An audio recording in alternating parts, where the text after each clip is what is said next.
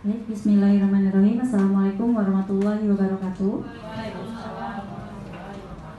Alhamdulillahirrahmanirrahim. Hamdan yu'afi wa yukafi mazidah. Ya Rabbana kama yang bagi azza wa jalla sultan tamadani. Alhamdulillahirrahmanirrahim. Kita telah berkumpul di sini. Kita akan mengadakan rapat diseminasi 7 kebiasaan anak Indonesia hebat dan diseminasi implementasi 8 dimensi profil kelulusan yang akan dibawakan narasumber kita, yaitu yang pertama adalah Bapak Sandi Suhandi, MPD, dan Ibu Mega Karlina Setiawati, MPD. Maka dari itu kita mulai acara ini dengan baca basmalah bersama-sama. Bismillahirrahmanirrahim. Langsung saja kepada pemaparan yang pertama, yaitu saya persilakan kepada Bapak Sandi Suhandi untuk memaparkan memahami inti 8 profil kelulusan secara autentik. Pada beliau saya persilakan. Baik, Assalamualaikum warahmatullahi wabarakatuh. Waalaikumsalam.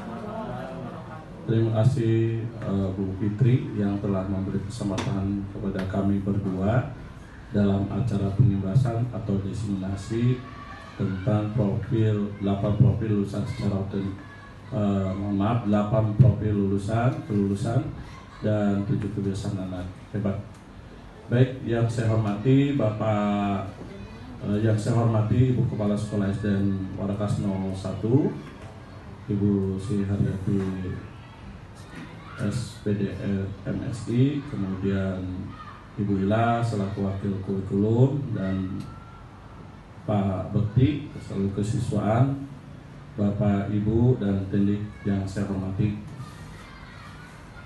Pertama-tama marilah kita panjatkan pujian syukur kepada Allah SWT, di mana pada hari ini kita bisa berkumpul dalam diseminasi dan termasuk acara komunitas belajar kita, yaitu komunitas belajar Warakas One. Dan insya Allah kegiatan ini akan sering dilakukan. Kemarin ngobrol dengan Ibu Kepala Sekolah meminta bahwa acara kegiatan diseminasi seperti ini dimasukkan ke dalam acara komunitas. Hari ini kebetulan kita, berikutnya nanti teman-teman sekalian dalam per minggu insya Allah ada. Ya, dalam penyampaiannya mohon maaf Bapak Ibu, barangkali nanti kami sudah ada kekurangan atau kelebihannya, mohon dimaafkan. Baik Bapak Ibu, sebelum saya mulai tes breaking dulu Bapak Ibu, boleh ya? Boleh. Baik Bapak Ibu, kalau saya tulis 1 berarti jempolnya ke atas, jempol 2, 2 ini clicking. 3 nya begini, gini kanan, ini 4 kebalikannya ini. Bisa Bapak Ibu? Oke, 1, 2, 3, 4, 1, 2, 3, 4, 2, 1. Oke, bukan. Nah, itu melatih otak sedikit, otak kanan dan otak kiri kita supaya berfungsi. Otak-otak, terima kasih Bapak Ibu. Itu sedikit aja. Tidak maju ya. Baik Bapak Ibu, terima kasih. Hari ini nanti sesinya bagi 2, mudah-mudahan setengah jam, lebih cepat lebih bagus. Yaitu memahami inti 8 profil lulusan secara autentik. Bapak Ibu, ini seperti biasa 8 profil lulusan ini diperkenalkan dengan kerangka pembelajaran mendalam. Ini bisa kelihatan nggak Bapak Ibu? Ya, oke. Kelihatan Pak? Kelihatan ya? Iya kelihatan. Ya. Oke, saya ini kemana? Sini. Oh, di depan aja. Ya, karena Bu Mega yang. Nah, ini. Pak Obed jaga sikap. Nanti Bu Mega yang ini gantian ya. Baik Bapak Ibu, izin saya di sini kerangka pembelajaran dan 8 lulusan profil Pancasila ini. Yang pertama tentunya kelulusan, standar kelulusan atau istilahnya lulusan kita ini dari SD Warakas 01 ini prioritasnya kemana? Bangsa Vietnam ini sama-sama bangsa ASEAN, negara berkembang, ternyata jauh lebih berkembang dibandingkan dengan bangsa Indonesia. Ternyata setelah dari pelatihan kemarin sampaikan bahwa bangsa Vietnam ini lebih maju karena mereka sudah menetapkan tujuan mereka setelah anak lulusan ini kemana. Tapi kalau Indonesia masih sekitar intik-intik politik. Ya, nah ini sampai kapan? Ya sampai bangsa kita ini tujuan dari lulusan sekolah ini kemana? Gitu ya. Nah tentunya lebih simpel lagi di SDN Warakas ini. Kalau SDN Warakas ini kita tujuannya apa nih? Standar 8 profil kelulusannya apa? Kalau lihat dari murid kita alhamdulillah sudah banyak ya Bapak Ibu. Nah tapi kalau dari apa yang mencapai, apakah anak di literasi yang bagus? Nah ini perlu kita kerucutin atau kita fokuskan. Beda dengan di swasta. Kalau di swasta tentunya muridnya sedikit, kualitasnya bagus juga. Tentunya untuk yayasan di swasta rugi. Itu kan karena saya juga pernah di swasta menderita seperti itu. Kalau di negeri itu nggak usah khawatir, muridnya pasti banyak gitu ya. Tapi mungkin kualitas dari lulusan ini yang kita harus ditingkatkan. Nah ini salah satu 8 profil lulusan yang dari SD kita ini. Ya, salah satunya adalah dari kementerian atau dari dinas pendidikan kita. Nah, dalam profil lulusan ini kerangka pembelajaran mendalam disatukan. Di mana di sini yang pertama ada dimensi profil kelulusan. Nah, dimensi profil kelulusan kalau dulu kita kan P5 ya. Nah, sekarang sudah direvisi lagi, ada komunikasi, kesehatan, kolaborasi, penalaran kritis, keimanan, koordinasi, kreativitas dan kemandirian. Yang tidak ada waktu tahun kemarin atau kurikulum yang kemarin yaitu kesehatan dan komunikasi ya, kalau nggak salah. Alhamdulillah sekarang ada. Kemudian ada prinsip pembelajaran. Prinsip pembelajaran ini ada 3, yaitu berkesadaran, kemudian bermakna dan menggembirakan, yang tentunya nanti akan dimasukkan ke dalam RPP yang mendalam gitu ya. Selanjutnya dari prinsip pembelajaran ini ada pengalaman belajar. Pengalaman belajarnya mulai dari memahami dulu ya, kemudian mengaplikasi, berikutnya merefleksi. Kemudian ada kerangka pembelajaran. Kerangka pembelajaran ini dimulai nanti praktek pedagogis, kemudian lingkungan belajar, pemanfaatan digital dan kemitraan pembelajaran. Next, Bu. Nah, pembelajaran mendalam ini berdasarkan seorang ahli namanya Pulan bin Pulan. Nah, namanya ini Pulan et al. Namanya Pulan ya. Dimana ini seorang ahli mengatakan bahwa pembelajaran mendalam ini transformasi pembelajaran mengubah cara siswa belajar dengan melibatkan isu nyata dan bermakna. Dimana mengembangkan 6 keterampilan abad 21. 1 karakter, 2 kewarganegaraan, ketiga ini kolaborasi, keempatnya komunikasi, kreativitas dan pemikiran kritis. Next, Bu. Nah, 8 profil kelulusan ini mengutamakan keterampilan abad 21. Nanti di dalamnya menurut Pulan ahli ini adalah ada namanya deep learning, ada karakter, kemudian critical thinking, communication, creativity, kemudian kolaborasi dan citizenship. Ya, lanjut, Bu. Nah, 8 dimensi profil kelulusan ini Bapak Ibu, yaitu yang pertama keimanan dan ketakwaan. Individu yang dimiliki keyakinan dan pengalaman ajaran agama, kesamaan berakhlak serta menjaga hubungan dengan Tuhan yang Maha Esa. Tentunya profil SDN Warakas 1 kita sudah mengarah ke sana dengan pembiasaan seperti sholat duha yang dipimpin langsung oleh Pak Haji, kemudian keagamaannya ya Pak Robert dari Kristen oleh Pak Robert. Di sini kita sudah memiliki profil keimanan dan ketakwaan. Kemudian kewarganegaraan.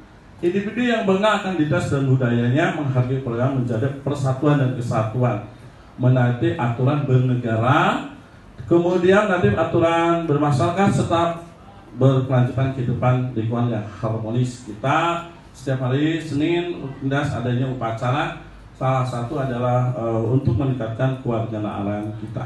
Kemudian penalaran kritis, yaitu adalah individu atau siswa yang memiliki rasa ingin tahu, mampu berpikir logis dan analis, serta mampu menganalisis permasalahan-masalahan, berargumentasi logis, memfasilitasi dosen untuk memecahkan masalah. Nah, ini yang penalaran kritis ini yang memang kalau di SD Warakas ini kita perlu untuk ditingkatkan, ya, karena dari 32 ini yang kritisnya itu masih sedikit itu. Karena kritisnya mungkin karena kurang daripada literasi membacanya, belajar membaca di rumahnya kurang, dan ini kelihatannya harus kita tingkatkan. Kemudian kreativitas, individu yang mampu berlaku produktif, mencari inovasi, mentransformasi dan permasalahan sekitar. Kreativitas kita, insya Allah untuk SDN Warakas 01, saya lihat tidak ada masalah, banyak kegiatan yang bersifat kreativitas. Next, Bu. Selanjutnya kolaborasi. Alhamdulillah individu membiasakan diri untuk peduli dan dengan berbagi. Nah, kita kolaborasi, ada anak-anak sering berkolaborasi dengan teman-temannya, apalagi dari kegiatan-kegiatan yang kita lakukan. Kemudian kemandirian, kita juga nampak anak-anak kita sudah ada yang Bapak Ibu di dalam kegiatan sedikit-sedikit udah nampak kelihatan. Contohnya di kemandirian ini marketing day, mereka sudah kelihatan mandiri walaupun memang kita perlu dampingi. Kemudian kesehatan, alhamdulillah di SD Warakas 01 seluruh warganya sudah sudah melaksanakan senam minimal seminggu sekali. Anak-anak diajak senam dengan tutor yang tentunya yang ahli. Dari sebulan itu ada satu dengan yang ahli sehingga kita energi, ya. Kemudian berikutnya komunikasi, yaitu individu yang memiliki kemampuan menyimak, membaca, berbicara. Nah, ini kadang-kadang kita ada kekurangan di sini. Kalau saya amati, ya, yang memiliki kemampuan menyimak, membaca. Nah, beberapa anak di kita yang memang ada aja yang belum bisa membaca, baik udah dari kelas 4 atau kelas 5, bahkan ada aja yang kelas 6 masih belum bisa membaca. Tapi ya kita telusuri dulu ya Bapak Ibu, apakah dia membaca karena anak ABK atau bukan. Next, berikutnya. Nah, profil kelulusan bukan hanya sekedar hafalan, tetapi harus autentik. Autentik itu Bapak Ibu seperti kita ketahui yaitu menyeluruh. Jika profil usaha hanya sekedar hafalan, anak hanya kenal dimensi sebagai label tapi tidak tahu penerapannya. Kemudian indikator profil usaha hanya untuk formalitas administratif. Selanjutnya terus dilakukan dengan formaltas bukan bermakna. Next, Bu. Nah, autentik itu Bapak Ibu apa sih? Yaitu menyatu pengalaman yang nyata, kegiatan sehari-hari atau pada kehidupan peserta didik. Ya, tentunya anak Warakas dengan anak di Jaksel beda ya. Kalau anak Warakas terkenal dengan lingkungannya, berbau ada berkultur yang sangat banyak. Kemudian kita di bawah jembatan, kemudian kita dekat terminal. Jadi memang berbeda dengan daerah lain. Artinya di sini autentik nyata dan kehidupan peserta didik, sehingga melibatkan emosional, berkesadaran nilai, bermakna, dan kebiasaan berulang yang tertanam. Next, Bu. Nah, contoh autentik. Nah, ini contohnya menolong teman yang sedang kesulitan dengan tulus tanpa pamrih. Berarti ini termasuk dimensinya profil perusahaannya adalah keimanan dan ketakwaan. Berikutnya berteman baik dan siapapun tanpa bertindak rasis, kewarganegaraan, ya.